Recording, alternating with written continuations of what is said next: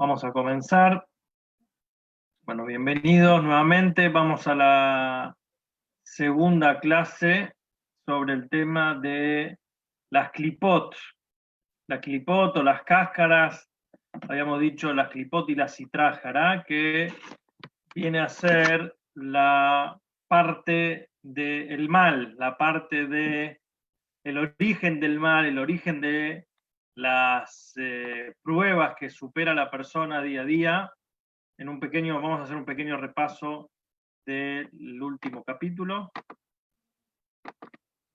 Estamos acá, vamos a compartir la presentación desde el principio. Habíamos visto que todo se denomina dentro de la categoría, tenemos que decidir si va para el lado positivo o el lado negativo. Dijimos que habían tres clipot, tres cáscaras, y la cáscara intermedia. De un lado y del otro, en un lado las cosas florecen, crecen y estamos, vamos a decir, del lado consciente, dentro de la conciencia de Dios para el mundo, y está el otro lado que es la oposición, lo que representa las partes negativas de la vida, el dolor, la muerte, la impureza, que es del otro lado. Dijimos que era muy necesario esto para poder funcionar a modo de trampolín, para que la persona pueda elevarse, la persona pueda dar los saltos en su vida. Hablamos sobre la función del Satán o el ángel de la muerte o las fuerzas negativas, y habíamos dicho que a pesar de todo no es oposición a Dios real, sino que obedece y cumple funciones. Cumple funciones, cumple una misión en su tarea de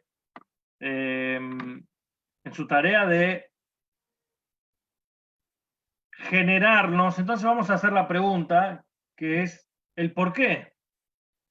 Los cabalistas y lo que se llama la Hakirá, la filosofía judía, y la filosofía también tradicional, siempre se hacen la pregunta: ¿por qué tiene que existir el mal? ¿Cómo puede venir el mal de Dios? ¿Cómo pueden pasarle cosas buenas a la gente mala? ¿Cómo podemos ver injusticia, sufrimiento y todos los momentos duros, los momentos negativos de la vida que a veces no comprendemos, y tampoco la distribución de la bondad hacia personas que se obran y se comportan de una manera, y uno a veces ve que les va bien, que son exitosos, que tienen todo, y al revés, personas que uno considera y que conoce que son buenas personas, sufren y padecen.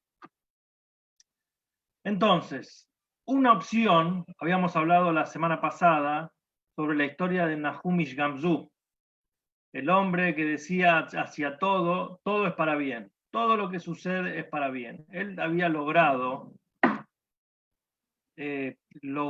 una capacidad de interpretación de todos los sucesos de la vida, y una confianza y una creencia tan fuerte que todo lo que sucediera para bien. Así lo consideraba él. Por lo tanto, nada de lo que se podía presentar enfrente, él lo veía como una contradicción. Él decía, todo esto es para bien, incluso los desafíos de la vida. Vamos a decir, él logró un nivel de profundidad en su entendimiento de las cosas de la vida y una confianza tan grande que todo lo veía así. Incluso vimos una parte de su historia muy dolorosa, que los últimos años de su vida él los pasó con dolores, con sufrimiento, sin manos, sin piernas, una situación terrible. Y cuando los alumnos vinieron a preguntar, él dijo, esto es lo que yo tenía como objetivo. Entonces, la primera respuesta que podemos dar es que el mundo, tal como lo conocemos, el terreno en el cual estamos moviéndonos, es un territorio que tiene que sí o sí haber libre albedrío. Es como, hay un concepto muy importante dentro de la Kabbalah, que es el ser humano no admite, el ser humano genuino, el ser humano generoso, el ser humano correcto, no admite la gratuidad, lo gratuito, no le gusta que le regalen nada. Entonces, ¿cómo hace Dios para que nos ganemos algo? Tiene que haber igualdad de condiciones, igualdad de posibilidades. Tiene que haber lo que nosotros llamamos, está ligado al concepto de libre albedrío, o sea, el mal sí o sí tiene que venir para hacer contraste con el bien. Para poder notar el bien necesitamos que exista el mal. Entonces, si la primera versión que podemos presentar de cómo está diagramado el mundo es que tenemos libre albedrío y que nuestra tarea y nuestro trabajo en este mundo es simplemente un trabajo temporal, y que el alma es eterna, y que el cuerpo es efímero, y que nuestro sufrimiento y dolor en este mundo comparado al mundo venidero no es nada. Por lo tanto, sufrimos, padecemos los desafíos en este mundo para poder ganarnos la recompensa en el mundo venidero. Esta sería la primera explicación del porqué del libre albedrío y por qué la oposición.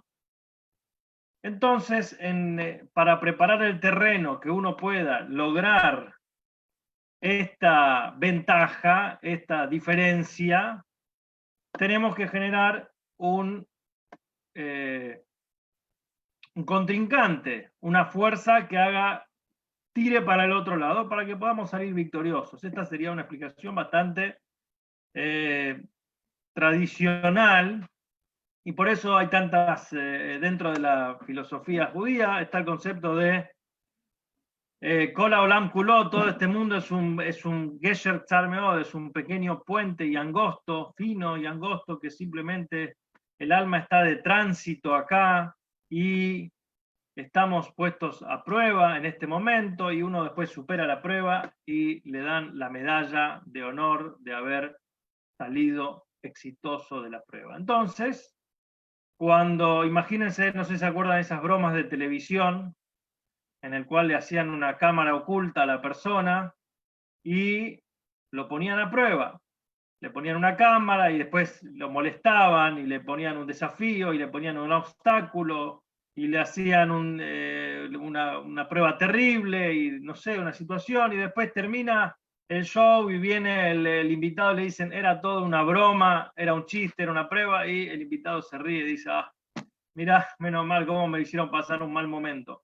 Pero en ese momento él se da cuenta que había sido una prueba y sigue adelante, y obviamente que se olvidó y dice, todo lo que vimos, todo lo que presenciamos no era real. No era real, simplemente era una ficción. Era una ficción para poder superar y para poder pasar a la próxima etapa, al próximo mundo, el Olam Haba.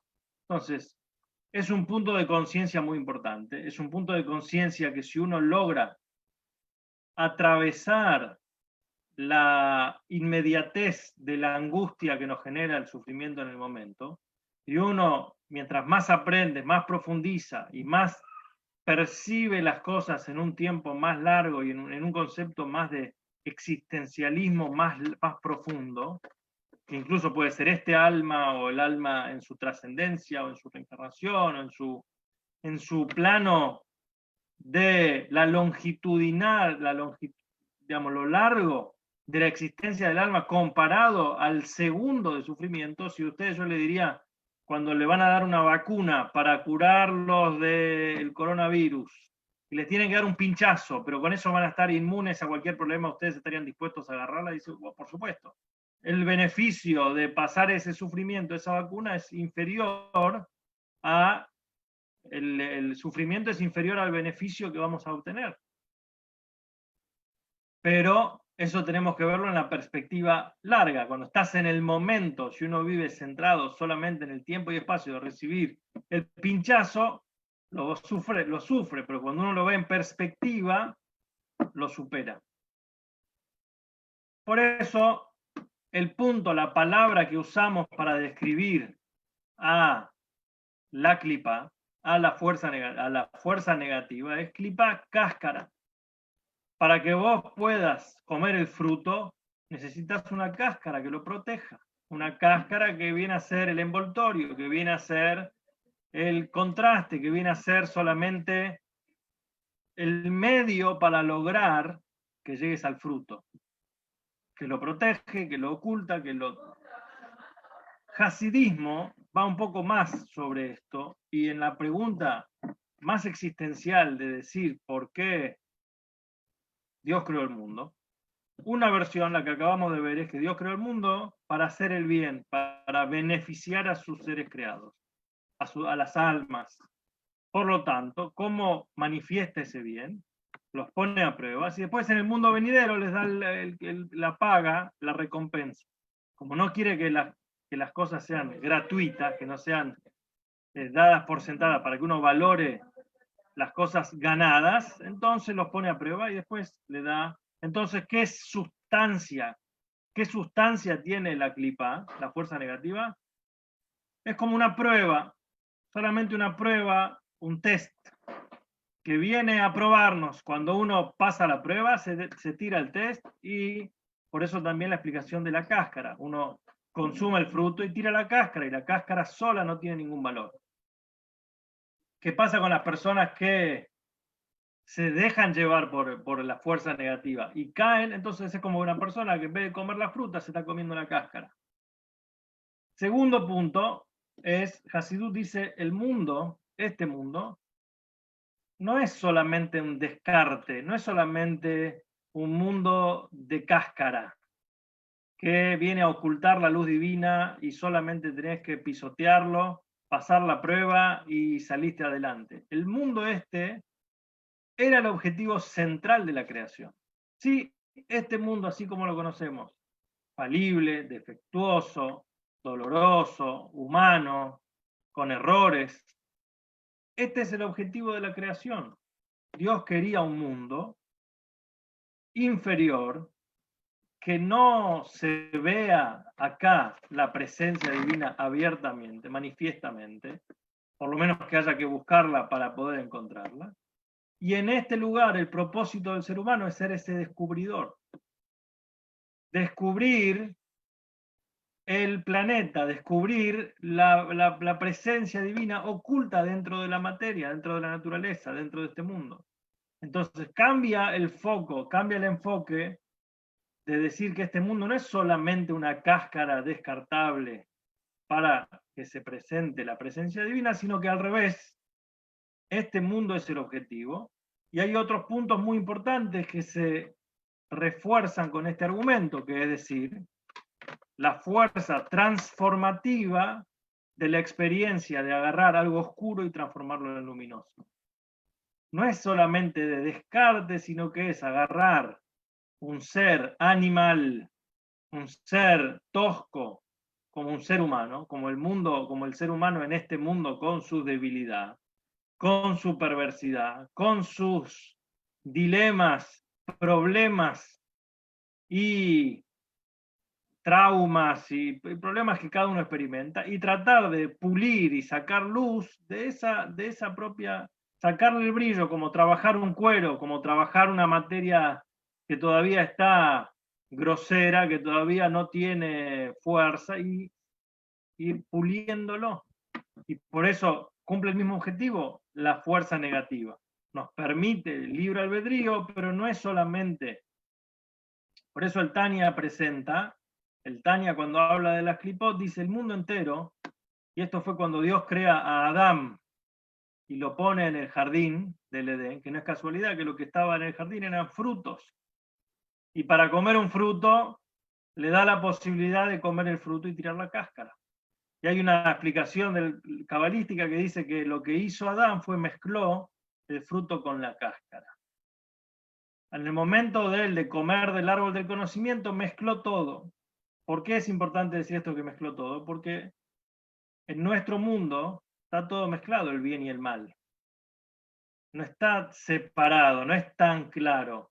A veces yo le quiero decir una palabra a una persona que pienso que le estoy haciendo el bien, y en realidad el otro lo toma y se ofende y le hice un mal, y después terminamos peor que antes.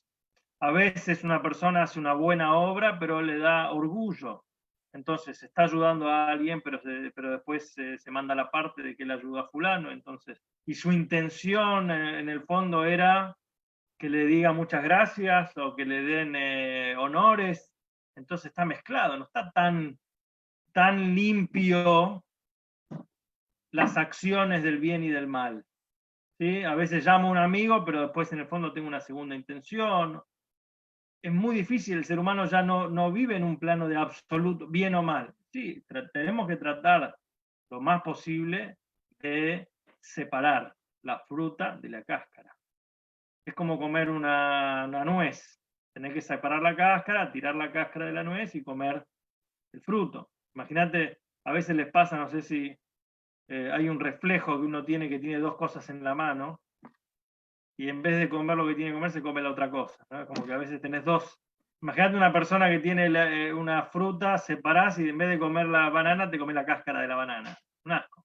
Pero a veces nos pasa que es separar la fruta de la cáscara. Tenemos que hacerlo y tenemos que elegir comer la fruta y dejar la cáscara en un costado.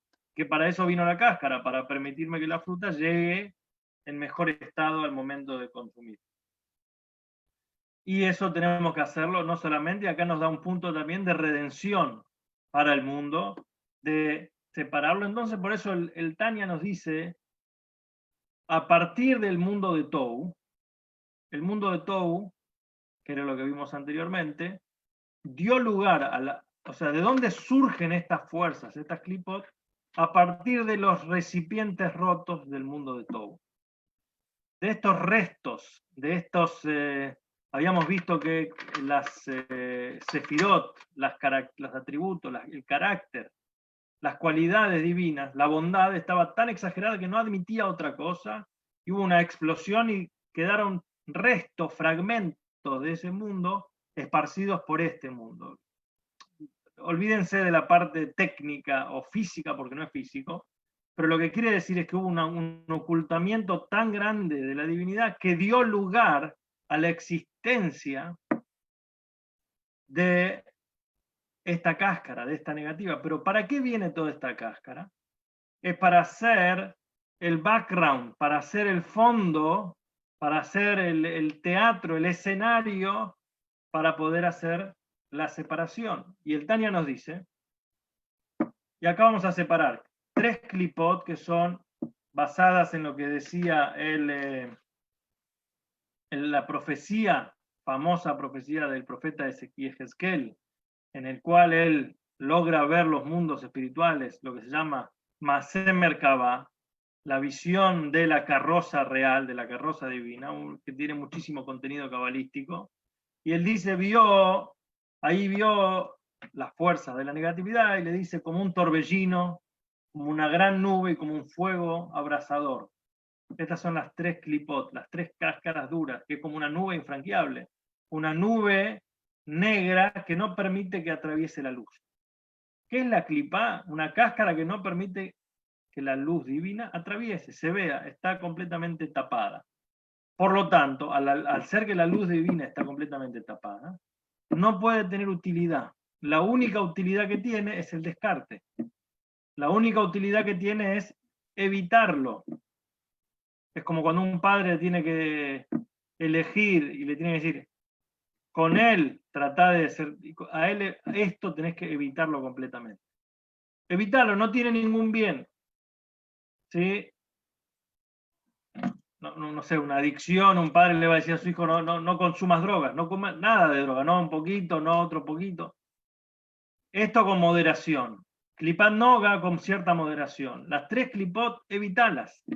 Ay, ¿para qué vinieron al mundo si lo único que vinieron a hacer es destruir? Y sí, vinieron para que uno las pueda evitar. Es la única función que tienen. O uno va a decir, por ejemplo, y acá viene, ¿dónde cayeron esas partículas? 288 partículas del mundo de Tou. Dentro de las cosas materiales están prisioneras, están secuestradas chispas de divinidad. Y nuestra tarea como seres humanos es rescatarlas. ¿Cómo rescato una chispa de divinidad? Y esto lo dice la Perashá esta semana, porque no del alimento vive el hombre, sino de la palabra divina que está en el alimento. Toda la creación son palabra divina escondida en el alimento. Kol motzah pi Hashem. Entonces, cuando yo tomo un alimento, vamos a decir en el ejemplo, en una fruta, pelo la fruta y le digo una bendición a esa fruta y la consumo, entonces rescato esa energía, esa chispa enclaustrada en la fruta, la utilizo, la convierto en carne, en sangre, en vitalidad, en energía, la transformé, la pasé de su prisión en el mundo de la clipá intermedia, de la clipá traslúcida, rescatable, no sé cómo decir, la cáscara de la nuez, pero la cáscara fina de la nuez, y me pude alimentar y ahora la transformé en algo positivo. ¿Qué incluye dentro de esto? La mayoría de las cosas del mundo, las herramientas, internet, el trabajo, el auto, el celular, la computadora, la mayoría de las cosas del mundo están en la categoría, todo tiene que ser categorizado, esto es bueno, esto es malo, ¿qué etiqueta le pongo? Etiqueta ahora es clipá noga, clipá intermedia. Otra de las cosas, por ejemplo, el alma animal del ser humano, o sea, la persona, la personalidad, los instintos del ser humano, no es malo, es clipá intermedia. Vos tenés la elección de elegir a dónde lo llevás, o lo refinás, lo mejorás y haces de esto una morada para, como dijimos, una morada para la presencia de Dios, que era el objetivo de la creación, o tenés la opción B de llevarlo a la fuerza de la clipa impura. O sea, pero hay un segundo, yo voy a decir, bueno, perfecto, entonces como una manzana, en este momento elevo la manzana, como un plato de arroz con pollo y lo elevo. Ahora, ¿qué pasa con aquellas cosas que no son kasher? No están dentro del menú de cosas que la Torah me dice esto consumir. La Torah dice no consumas insectos, no consumas animales. Entonces, yo agarro ese insecto, lo consumo, ¿puedo elevar esa fuerza? ¿Puedo darle un sentido? ¿Puedo llevarlo? Y dice, no. La única relación que vos tenés que tener con ese insecto en la parte gastronómica es evitarlo. ¿Para qué está? Para que lo evites. Es tu única relación con eso. O sea, las tres clipot no son para lidiar con ellas y elevarlas. Tenés que evitarlo. Tenés que apartarte de él. El exilio de la luz divina que está ahí es una ausencia total y su única función en este caso viene a ser la prueba de evitarlo. Hay un ejemplo sobre esto que, por ejemplo, si un cierto recipiente recibía impureza ritual, se pueden arreglar, por ejemplo, no sé si era un elemento de metálico, se ponía en la mikve, se lavaba y se sumergía en la mikve y ahora pasaba a ser puro. Pero había un elemento de la arcilla, si yo tenía una vasija de arcilla, y la ley judía dice, shviratá zutakanatá, romperlo es la manera de arreglarlo. O sea, la única manera de rescatarlo era romperlo, no tenía cayerización posible. Entonces yo a este insecto no puedo cayerizarlo, pero un rabino me lo supervisó. No tiene salvación, ya está. La manera de lidiar con eso es evitarlo. Pero por eso nuestra tarea en este mundo viene a ser la tarea de los virurim, del refinamiento, de ir la selección fina, y es un trabajo muy arduo de ir seleccionando lo bueno de lo malo. Así como cuando yo tengo un tamiz y tengo que tamizar y sacar los gusanos y quedarme con el fruto, o si tengo que revisar arroz o revisar lechuga o cualquier elemento que saco el bichito y me quedo con la lechuga, nuestra tarea en este mundo es ir seleccionando los desafíos de decir, bueno, esto está mal y esto está bien, esto tengo que seleccionarlo y separar la mezcla. Y por eso es un gran trabajo. Ahora, ¿cuál es el futuro del mal? Hablamos del pasado del mal, del presente del mal. ¿Cuál es el futuro del mal? Entonces, acá tenemos esta gran pregunta que es, ¿dónde se originaba? O cómo no es una fuerza ajena, fuera de Dios, por cuanto que Dios es todo. Y dentro de la ley, dentro del judaísmo no pensamos que hay dos fuerzas, no pueden haber una oposición real. ¿Sí? Simplemente es una prueba, un desafío. Por eso dice, cuando venga el Mashiach, el espíritu de la impureza, dice el profeta, va a desaparecer de la tierra. Como si nunca hubiera existido, como en el caso que dijimos al principio, como te vas a dar cuenta que su existencia no era una existencia real. Y esta es la existencia en general de los desafíos muchas veces, que se presentan como algo que cuando uno los trasciende y los supera, desaparecen como si no hubieran existido. Y por eso dice que la clipá, la impureza va a desaparecer completamente. Y esto, por eso también hay una relación de esto con el concepto del Shabbat. El Shabbat, el séptimo día de la semana, hay una mitzvah, uno de los trabajos que no se puede hacer en Shabbat es separar la comida. No puedo separar lo bueno de lo malo. Si yo tengo, hay diferentes casos, pero por decir, si se me cae una mosca en el té, no puedo sacar la mosca del té, o el mosquito, porque estaría separando lo malo de lo bueno. Y en Shabbat no se puede separar. Bueno, así también, cuando el concepto de decir que cuando sea el momento de finalización de este trabajo de separación y de selección de separar, ya no va a quedar esa tarea de separar lo bueno de lo malo, porque ya va ese desafío, ese presente, esa prueba va a desaparecer, no va a estar presente. Así como, por eso hay que poder separar. El problema que pasa es que uno a veces, en este mundo, nos quedamos con la cáscara y dejamos de lado el fruto. En vez de comer el fruto, estamos con la cáscara. Es confuso, es difícil, es una tarea que tarda toda la vida. Nadie está exento, nadie lo tiene superado, a menos que seas un tzadik, una persona que ya directamente lo atravesó todo esto. Pero mientras tanto estamos en la lucha, en la batalla. No solamente que estamos en la batalla, sino que proporcionalmente al bien que puedas tener es el tamaño de tu mal. Proporcionalmente al bien que puedas hacer es el tamaño de tu mal. Tal cual. Entonces, por eso dice, incluso la persona que tiene mucho don, mucha capacidad, mucho potencial para hacer el bien, dentro de sí tiene un monstruo dormido que tiene la misma fuerza. Entonces, es una tarea muy dura. Hay una visión también para ver esto.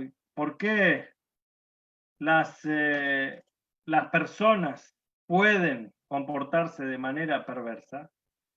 Y vendría a ser como un hackeo en el sistema. Un hackeo en el sistema. A veces está el sistema tradicional como lo tenemos y está la persona que se dedica a hackearlo. No sé si vieron, por ejemplo, una empresa que hace videojuegos. Un 10% de su gasto es en tal vez creatividad, en diseño, pero un porcentaje muy alto de su inversión es en seguridad de los ciberataques, seguridad virtual. ¿Por qué? Porque pueden ser que ellos estén trabajando en un proyecto meses y años y antes de poder librarlo viene una persona y les hackea el sistema, les roba la información y lo utiliza. Entonces, también en este mundo en el cual tenemos la posibilidad de elegir el camino, digamos, el camino, la marca, el camino guiado, el camino del bien, el camino de hacer las cosas correctamente, y podemos hackear el sistema, podemos usar esa energía, por cuanto que las clipot, las fuerzas negativas, tienen no solamente que tienen poder, tienen, vamos a decir, capacidad, sino que también se nutren, mientras uno les da más energía, ellas se nutren más y van creciendo de alguna manera a partir de lo que nosotros le vamos dando. O sea, está ahí, están vigentes y se alimentan de nuestros errores y por eso el camino del fácil es cómodo, a veces es sencillo y no exige tanto. Hay una frase para entender esto que es: siempre que algo viene de Kedushá, siempre que algo viene del camino de la santidad y algo bueno, tiene que venir con esfuerzo y tiene que costar. Y es limitado, y vieron cuando hay un negocio que dice demasiado bueno para ser real. Todo lo que viene de Kedushá es con esfuerzo, con costo. Y es un buen parámetro para decir esto viene del lado bueno. Esto viene porque viene con esfuerzo y porque no es sencillo y te lo dan a cuentagotas. En cambio, el camino del licencioso a veces es al revés, dice la Kabbalah. Es abundante, es cheque en blanco. Vení, ¿cuánto querés? No te exijo nada, no te pido DNI, no te pido garantía, no te pide nada. Te da, toma, total. Y así también, ¿por qué? Porque Dios diseñó este mundo para dar de dos maneras. O de frente, de cara a cara, como dijimos, en el deseo de fomentar y de crear y de que la persona se refine y camine a su lado, se lo da cara a cara, pero con el esfuerzo, con el costo. Pero hay otra parte que es lo que da de espalda, lo que da sin ganas, lo que da para que pueda existir este contraste. Entonces, esto que da sin ganas, es como decir el ejemplo, había un hombre que hizo una fiesta para sus amigos y contrató al mejor catering y contrató a los mejores mozos y estuvieron semanas preparando el evento y engordando faisanes y alimentando, trajeron de París y toda una movida tremenda para armar esta fiesta. Y los amigos llegaron con sus autos y la iluminación y los músicos y todo. Y los mozos venían presurosos y les servían canapés a los invitados. Ahora, una vez que terminó el evento, el mozo volvía a la cocina y lo que quedaba en la bandeja, los mozos se lo comían. Dice, uy, mirá, qué rico, vamos a probar el caviar, vamos a probar el salmón, vamos a probar. Y después venían los cocineros y también agarraban lo que había quedado y después agarraban los huesos, levantaban los platos y había un callejón atrás de la casa donde sacaban la basura. Y atrás de la casa habían unos perros que estaban ahí. Y los perros también comían el alimento. Y después había unas ratas, unos ratones que se acercaban a la basura y vos podías ver una rata, un ratón, comiendo caviar francés o no sé, o comiendo costilla de cordero. Entonces la pregunta que hacemos es, cuando el dueño de la fiesta hizo la fiesta, ¿estaba pensando en el ratón que iba a comer, en la rata que iba a comer la costilla de cordero?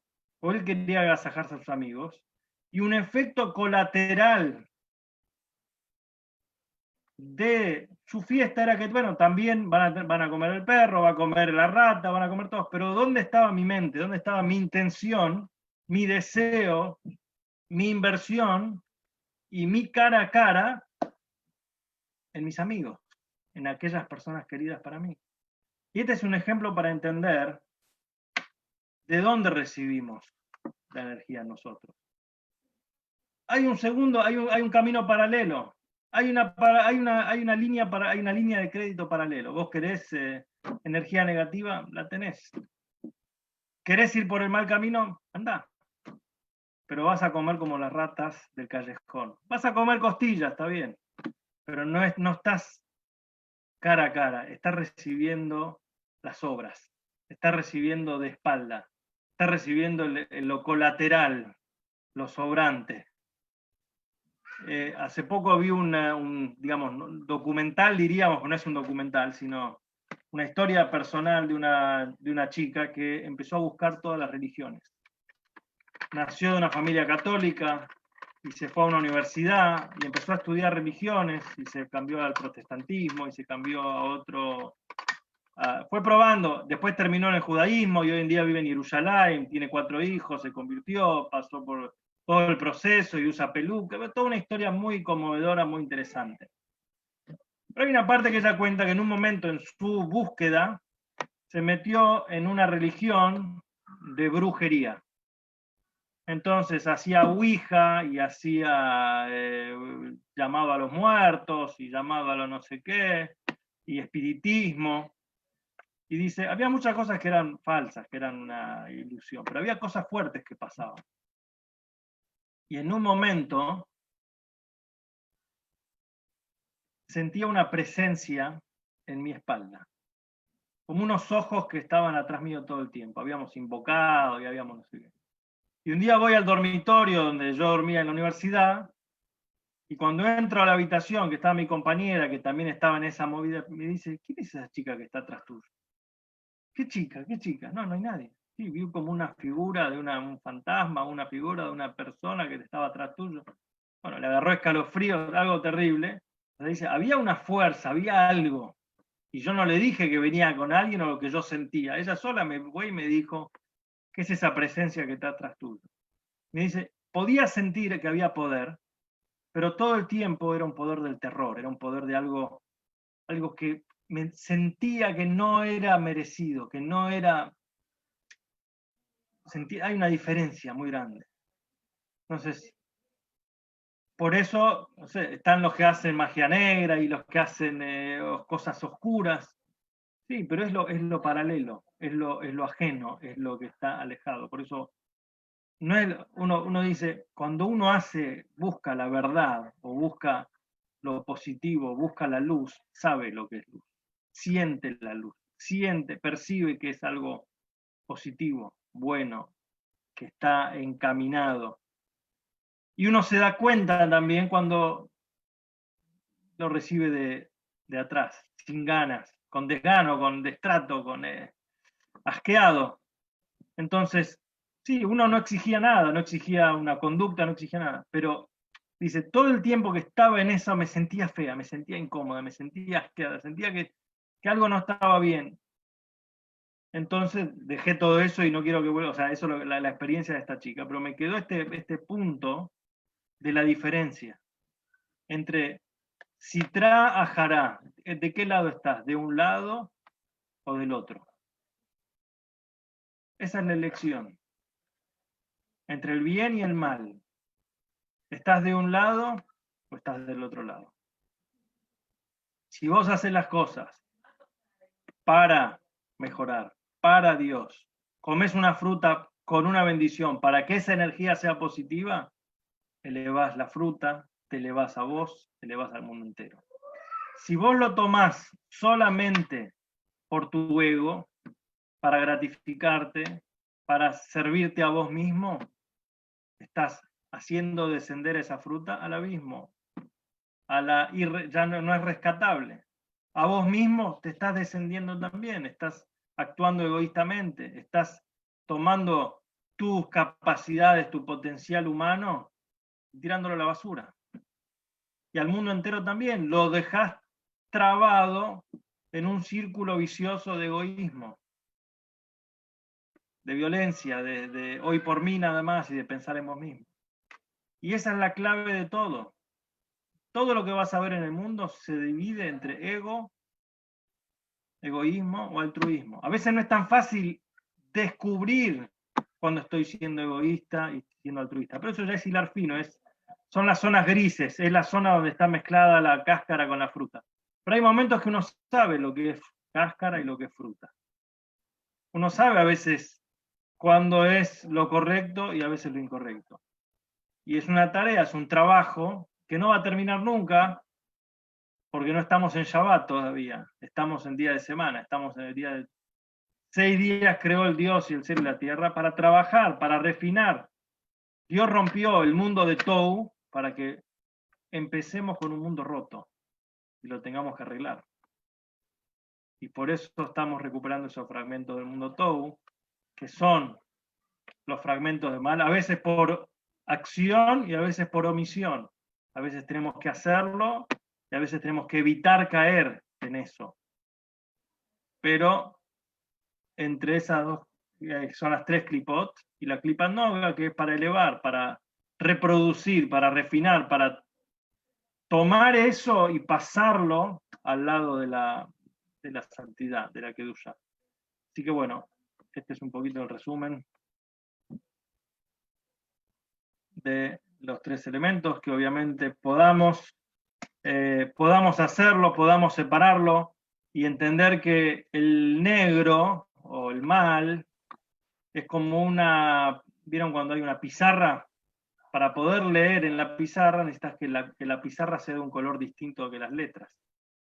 Entonces, para que haya un contraste es necesario, pero no nos quedemos escribiendo negro sobre negro porque tampoco se va a leer, y blanco sobre blanco. El contraste es necesario para que haya el contraste, para poder apreciar lo que es bueno, pero no es esa la finalidad ni el objetivo. Bueno. Wow, excelente. Yo sí. ¿Te puedo hacer dos preguntas? Una que calculo que si lo dijimos la vez pasada y no me acuerdo cuando decís las tres clipot.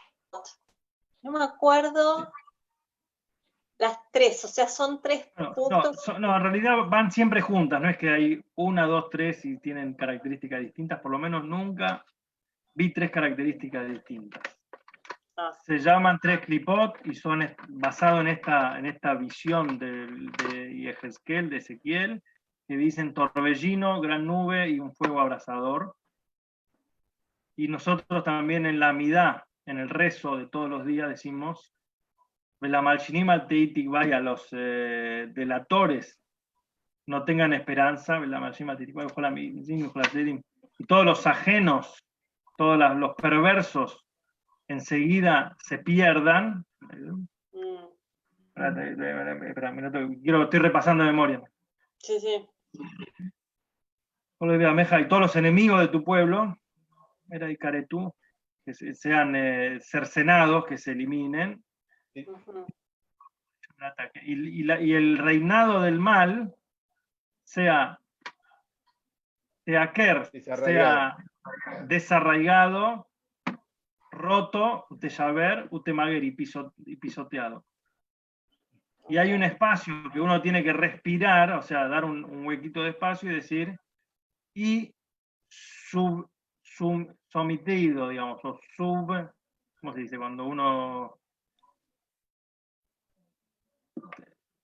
tajnía, digamos, sería sublevado, sublevado es cuando uno se revela, lo contrario, sometido, digamos. Subyugado.